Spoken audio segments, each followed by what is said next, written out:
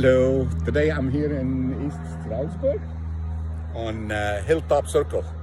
So this is our customer, the Browns. They did their house last year with us, and beautiful job. Looks so nice. So the neighbors across the street and here, so the way the job went over there, they were so impressed with the job, and now they want us to do the work for them.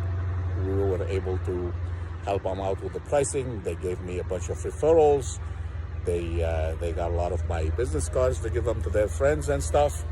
And I just gotta show everybody this before picture of this roof. Very nice couple in here. I wanna thank them for their business. They're trying to do the right thing for their house. They waited a little for this roof, but I think we caught it before it collapsed, or before it starts leaking real bad. Oh, I couldn't zoom on that, but that's what the roof looks like now.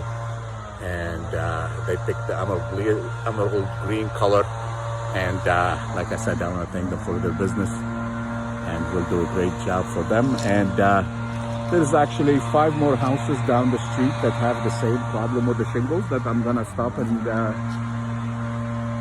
put door knockers on their house and talk to them. Maybe we could do the whole street in here in East Stroudsburg.